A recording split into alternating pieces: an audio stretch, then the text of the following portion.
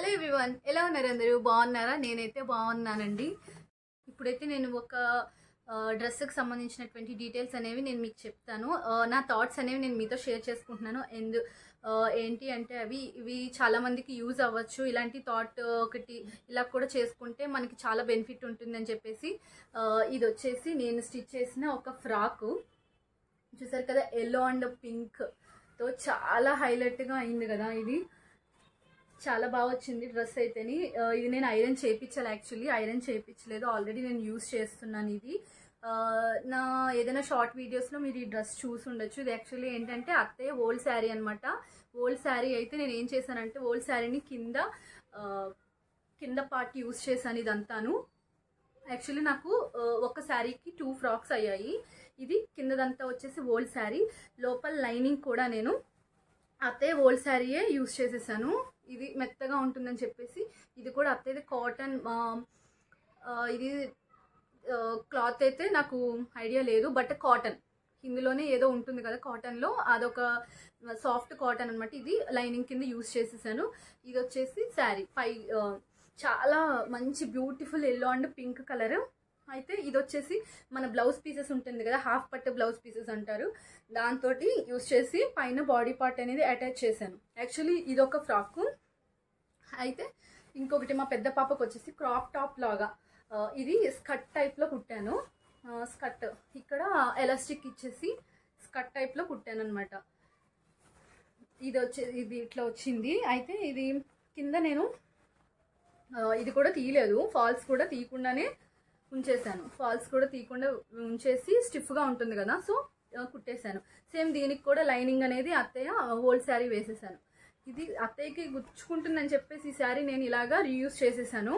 Cloth చాలా బాగుంది. దీని మీదకి వచ్చేసి టాప్ అయితే ఈ విధంగా స్టిచ్ చేశాను. Just plain pink and yellow.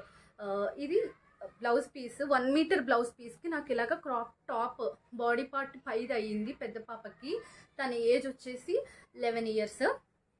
And sleeves వచ్చేసి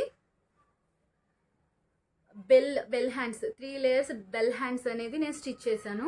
ఇవి కూడా చాలా బాగా వచ్చాయి, వాళ్ళు వేసుకుంటే బ్యూటిఫుల్గా ఉంది. నేను కుదిరితే పిక్ అటాచ్ చేయడానికి ట్రై చేస్తాను సైడ్. ఇది ఫుల్ అయింది, ఫ్రంట్ బ్యాక్. లైనింగ్ కూడా ఇంట్లో ఉన్న ఒక బ్లౌజ్ పీస్ వేసేసాను, ఎందుకంటే బాగుంటుంది. కొంచెం మెత్తగా ఉన్నది తీసుకున్నాను. యాక్చువల్లీ కొంచెం తక్కువ క్వాలిటీ బ్లౌజ్ పీసెస్ కూడా మనకి ఎవరైనా పెడుతుంటారు కదా, అదే తీసుకున్నాను నేను. సరిపోయింది.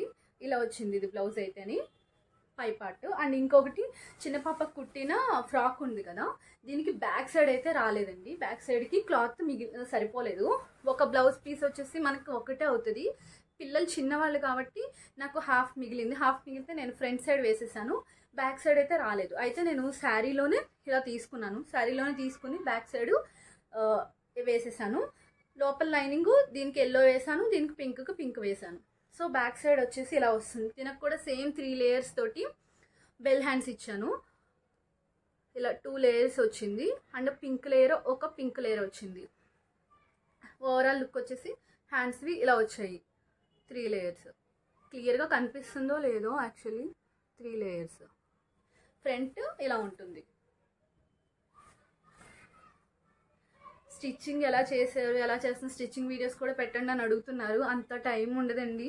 జస్ట్ నేను నా ఐడియాస్ షేర్ చేసుకుంటానికి మాత్రమే ఈ ప్లాట్ఫామ్ తీసుకున్నాను నేను.